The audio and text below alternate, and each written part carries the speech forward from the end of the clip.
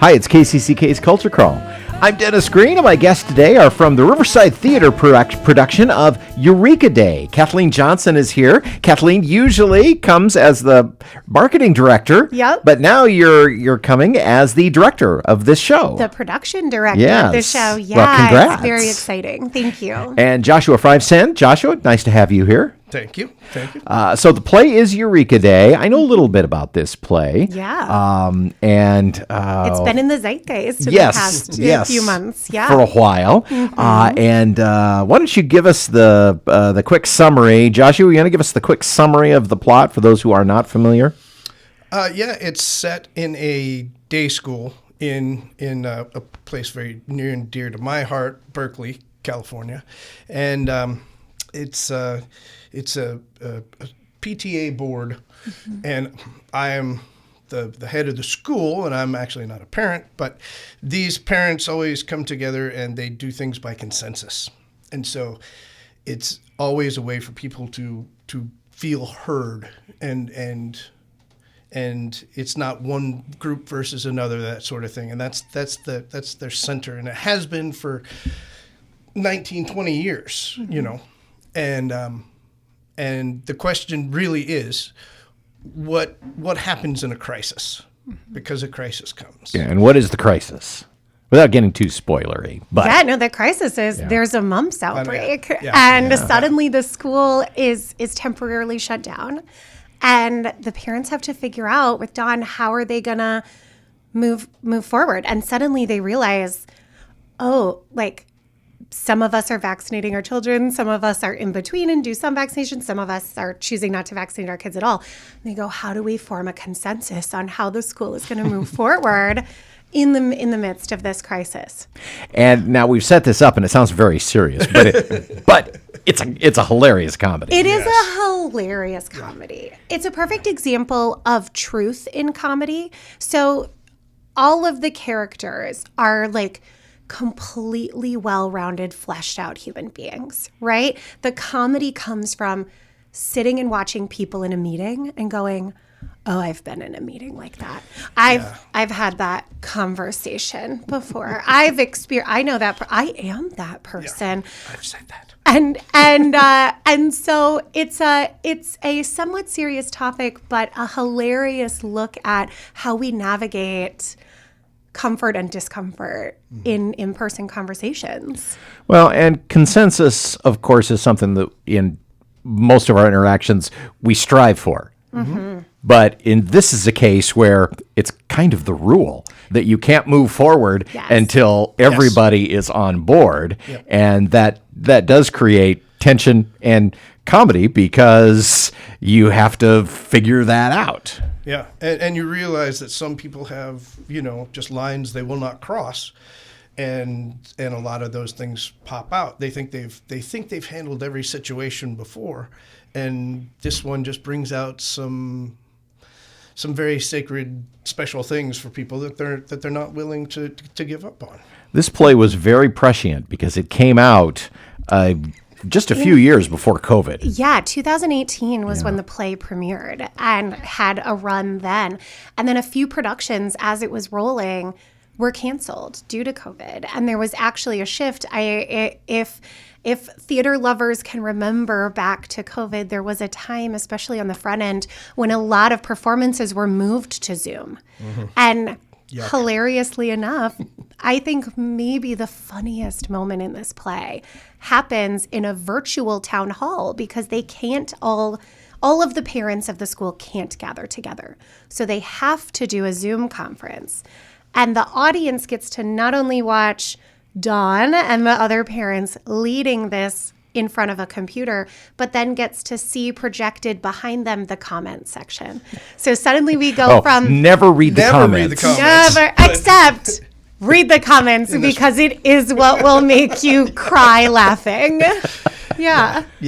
That's kind of the funniest part, and it's why you never read the comments. But you kind of see how this whole community, which is, always based on love and acceptance and things like that, can just turn. And it's fictional, but if you've ever read comments, sometimes it goes right to, it breaks Godwin's law, so I'll just say that right now, of course it does, but it's hilarious. It's hilarious.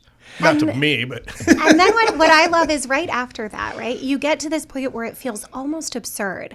But in online discourse, in a comment section, you get to say what you want to say and then leave, drop the bomb, and then leave without having to confront the reaction that other people have from it. And yet we circle back then to these people in these meetings, and they can't escape that, right? They don't have the easy out of, this is what I feel, I'm leaving. They have to speak their mind and engage. It's public health and vaccines and vaccine hesitancy are a part of the play, but they're a vehicle for really looking at how do we interact with each other? Like, how do we love people who are different from us and who have different viewpoints from us? How do we handle people that we love suddenly having viewpoints that we didn't realize they had, and still navigate those relationships? As we are all staring down the barrel of Thanksgiving Yes. dinners and things like that with extended family, and figuring out how to navigate, like you said, with the people we love who may have radically divergent opinions, and how does that work? Yeah. And that's the thing, is that here, when you're in, at Thanksgiving, you can walk away or just be quiet. But here, they have to solve this, Right, because they're going to reopen the school at some point. Yeah, or the school fails. That's an option. That's an open option if the kids can't come back or parents leave because of the policies that people want to enact, and they have to come to that conclusion, which really adds a lot to it. But you've also got to keep everyone in the room at the same time. What drew me to this play, what really excited me about it, was its comedy. I love a good comedy. I think at all times a laugh is great, but now more than ever, we need an opportunity to gather together and have a good laugh. And maybe we need to laugh about the idea of how we get along with each other when we don't all believe it the same way. And what stuck with me was the compassion that the play has, because it would be so easy to call it a satire and to flatten every character out to a caricature of who we think they represent. And if you stick with the play, what you learn is that all of these characters are incredibly three-dimensional, and that everyone comes to the position that they're in or decides to change the position that they have based on very real life experiences. And maybe that's a really important thing to remember, that the person we're sitting across from having an argument with hasn't just decided they have that feeling because they want to upset us, right? They have that because of real life things they've experienced, and they are a human being, and we need to be engaging with them from that standpoint. And what a great job from the playwright too, because it would be very easy. School in California has to do everything by consensus. You immediately get a kind of a two-dimensional portrait of what these characters are going to be like. But you're saying that's not the case at all. You learn that that's not the case. I mean, I think it definitely starts out as, look at these almost absurdly falling over themselves to hold space and accept every viewpoint. And you learn that comes from very particular places. And as they start to turn into characters that, for whatever perspective you're bringing yourself into it as an audience member, when you learn, I don't agree with that person, I don't think I like that person, just then the playwright shifts and goes, oh, that's where they're coming from. I get it. Even if I don't agree, I get it. Yeah. And even if you think someone is, the villain, in the beginning, or even the characters themselves go through times when they're thinking for the other people, or they're putting something on other people, which we do all the time, I think. Yeah. We think somebody has this opinion because they're dumb, or because they don't know what they're talking about, and they work through that, and hopefully we as audience members, while we're laughing, think maybe I should have not maybe I should have thought. And comedy is so good for that, right? Is Yeah. raising a mirror and saying, like, it's safe. Like, you're laughing. It's safe to confront some of those things within us that, feel a little uncomfortable, Yeah. but we're laughing through it so we can, like, embrace it. Eureka Day opens October 24th, and you go through the 9th? Yep, November 3 9th? weekends. Yeah. And you have a couple of talkbacks scheduled, too. We do, yeah. So they're both happening the first weekend, this upcoming weekend. On October 25th, we have a phenomenal public health talkback panel. So we've been partnering with the University of Iowa's College of Public Health and an organization within the larger state called Iowa Immunizes. And it's a lot of people who are doing research around how we communicate about vaccines. And so I think there's a really broad array of perspectives in terms of like, how are we putting this information out and how are people receiving it?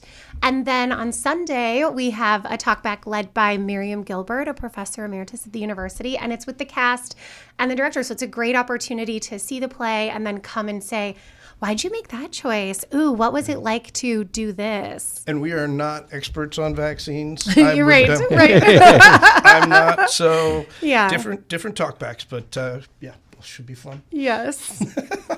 Eureka Day opens October 24th and runs for 3 weekends at Riverside Theatre. If people want tickets, how do they get them? Yes, you can go online to our website, riversidetheatre.org, and click on the Eureka Day poster and get your tickets that way. You can call our box office or email or leave a message, and we'll get you tickets to see the show. Well, what a funny show, but also one that's got a lot of heart. Yes. Yeah. Well, good luck with it, and thanks for being here. Thanks a lot. Thank you. You can hear The Culture Crawl live on the radio most weekdays at 10:30, on demand at kcck.org/culture, or subscribe using your favorite podcast player. Watch our videos on the KCCK Facebook and YouTube channels.